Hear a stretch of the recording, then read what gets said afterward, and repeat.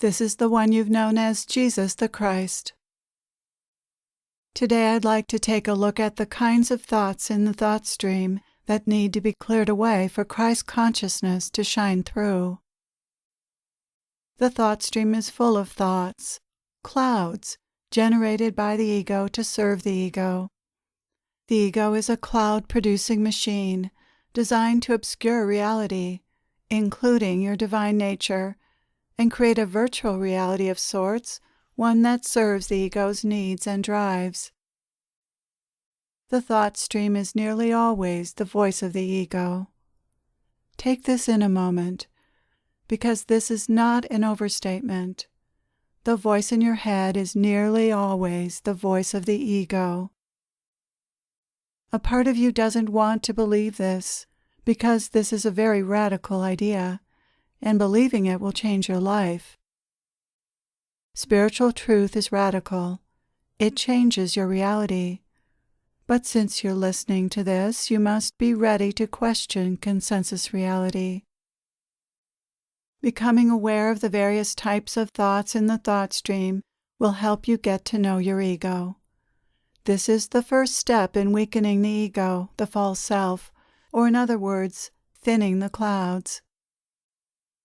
Recognizing egoic thoughts when they arise and not agreeing with them or taking those thoughts on as your own produces a break in the clouds, enabling you to begin to live in blue sky consciousness and to embody Christ consciousness. Most of the thoughts in the thought stream describe someone. If you believe those thoughts, they become your identity. The false self is created by thoughts that have I in them. I'm the pretty one. I never get a fair chance. I'll never be happy. I never get anything right. I'm such a klutz. I'm smarter than most. I always come out on top. I can't trust anyone. I'll never find love. Such ideas are never completely true. Many of them make you feel bad, and all of them color and distort reality, and often become self-fulfilling prophecies. And yet people accept these thoughts as the truth about themselves, as if these ideas are who they are. But these self-descriptions only describe the false self. They're simply the clothing their false self generally wears or is wearing at a particular time. The trouble with these ideas, besides the obvious, is that when you're experiencing yourself as the false self, you're not experiencing your true self, your divine self. In any moment, you're experiencing one or the other. People go back and forth between the two, although most of the time, most are identified with the false self. More elegantly, this could be described as a dance between the false self and the true self, as one or the other is identified with in any given moment. To experience yourself as the true self, you have to first let go of experiencing yourself as the false self. This is a matter of letting go of or not giving your attention to the thoughts in the thought stream that are responsible for creating the false self. To this end, it's useful to be aware of the types of thoughts that support the false self. Here's a list of the thoughts that uphold the false self. 1. Thoughts pertaining to I, including thoughts about other people in relation to you. Although such thoughts seem integral to life, they actually aren't needed to function. They're only integral to the life of the false self. 2. Thoughts that attempt to make you better or less than someone else, or ones that make you right and others wrong. These include judgments, criticisms, blame, fault-finding, and comparisons. These types of thoughts are designed to fortify the false self. 3. Thoughts that assume or pretend to know something with absolute certainty. These include opinions, beliefs, and many of the thoughts about other people. These also strengthen the false self. 4. Fears and worries. These always come from the ego and never from the divine self. 5. Doubts, self-doubts, confusion, and indecision. Knowing or clarity naturally arises when knowing is needed, and not before then. So when you feel confused or don't know something, but you want to, that's the ego. 6. Thoughts about the past. These rarely serve the moment, but take you out of presence. More often, they serve the ego's agenda of storytelling. 7. Thoughts and fantasies about the future, including compulsive planning. These also rarely serve the moment, but take you out of presence. They're the ego's attempt at getting a better now, but the future never arrives. It's only always now. 8. Black and white thinking and ideas of good and bad, right and wrong. Life is not as simple as this type of thinking presumes, although the ego would like it to be. The ego likes to name, categorize, put in a box, and wrap things up in a tiny bow. This is how it pretends to know things.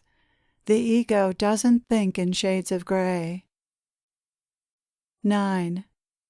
Thoughts related to lacking or needing something, the sense that something is missing, wanting things to be different, feeling bored, and complaining. A sense of lack and the fear and desire stirred up by that drive the ego to do what it does. But lack is imagined and just a concept, a belief that something is missing when nothing is. Everything simply is as it is, and the only way it can be for the time being. 10. Thoughts that push you to be constantly doing something, a feeling of restlessness, the need for constant mental stimulation.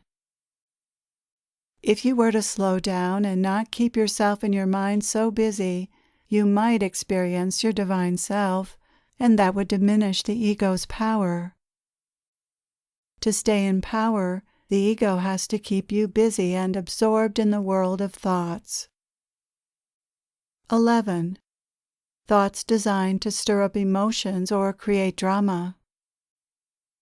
The ego loves problems and drama because they give the false self something to do and a way to feel important, to feel like somebody, even if that's somebody whose life is a mess. There's no better way to create drama and problems than by stirring up emotions. 12. Thoughts that contain should and other demands to be a certain way, as if a parent or other authority figure is commanding you and passing judgment on you. Such thoughts come from the superego, which is formed in childhood to keep the ego in check. But the superego is simply another form of ego. Becoming familiar with the thoughts in your thought stream is essential in freeing yourself from them. In service to this, it's helpful to write down some of your thoughts. Can you find any that don't come from the ego? Then look at those thoughts more closely to see what your ego is up to. Is it trying to be right? Trying to be in control by pretending to know? Trying to be better than others? Trying to measure up when you don't believe you do? Trying to fix the past? Trying to get a good future or be secure and safe in the future? Trying to make yourself small to maintain a negative self-image or to be non-threatening to others? Trying to impress others to gain respect or something else? Trying to be nice to get love or something else from others? Trying to manipulate others in other ways to get what you want? trying to fix other people to feel good about yourself or to feel better than others, trying to get help or sympathy or create drama by complaining, trying to quiet the superego by getting it right and being perfect. The ego always has an agenda. That agenda may be glaringly apparent or quite subtle and hidden.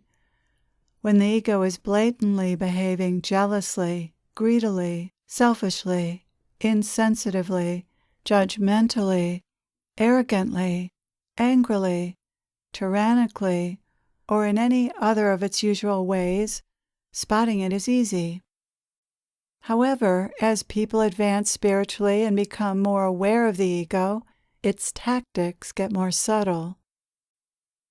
The ego lives on, even after you've caught on to its most obvious manifestations. You can never assume you're finished with the ego. If you examine your thoughts closely, you'll see that the ego is still there in some form in the thought stream. Even in the most spiritually advanced people, the ego can reemerge. One of the ways it does this is by twisting, corrupting, or co-opting the positive feelings and insights that naturally arise from your divine self. For instance, the ego can, in an instant, turn a deep insight into a judgment or use that insight to try to make you right or superior. The ego may show up in your tone of voice while sharing that insight, or simply in your need to share that insight. Listen to yourself as you share any insights, and see if you can hear the ego, or ask yourself, why do I feel a need to share this insight? Is it really helpful to do that now? A similar thing can happen with other gifts or qualities of the divine self. Gratitude can easily slide into an egoic high, gloating or bragging. Joy can slide into insensitivity to other people's pain. Peace can slide into complacency and self-satisfaction. Love can become prideful about being loving and good, as an identity forms around that. The ego also tends to turn spiritual experiences or expanded states into a new identity it's proud of. I'm awake, it proclaims inwardly or even to others. Anything you say about I is bound to have some ego in it. Complete belief and complete disbelief are not the only possibilities when it comes to your thoughts.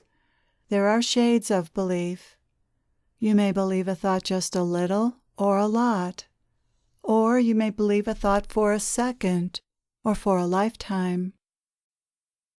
How strongly and for how long you believe a thought makes all the difference in how much that thought affects your experience of life and how much you suffer as a result of it. So it's not so much the thoughts themselves that cause suffering, since people generally have very similar thoughts, but how deeply someone is identified with those thoughts and for how long. By identification, I mean how much time is spent involved with a thought, how deeply it is believed, and whether it's given voice to and acted on. There will always be some degree of identification when you're busy doing things and interacting with people. This isn't a problem if identification is very brief. The longer you believe a thought, however, the more likely it will turn into a story, and then an emotion, and then more stories, and then more emotions. Then those emotions are acted on, often compulsively, destructively, or unwisely. That's when a thought becomes a problem. The more beliefs you have that are uninvestigated and unconscious, the more identified with them you'll be, and the more they'll affect your emotional state, your behavior, and consequently your life. People have uninvestigated thoughts because built into thoughts is the sense that they are true, so people automatically assume that what they think is true. But this kind of certainty and other strong convictions and opinions are not a sign of truth or inner strength, but a sign of a strong ego. The ego believes in its beliefs and opinions. This is one of the ways the false self is maintained. If you weren't programmed to automatically believe your thoughts, you'd be able to see the truth about the thought stream and the ego much more easily. But life doesn't make this that easy to see. Human beings are programmed to believe thoughts that lead them astray and make them unhappy. What a dilemma. The suffering that comes from believing the thought stream eventually motivates people to question their thoughts, and then they discover the truth about them. Life gives you an ego that delivers suffering, but it also gives you a way out of suffering, awareness and investigation. What is capable of seeing the truth is, of course, your divine self, since that's actually the only thing here. The ego or false self is just a bunch of thoughts, and those thoughts are meant to ensnare you, not reveal the truth. Thank you for being here. I am with you always.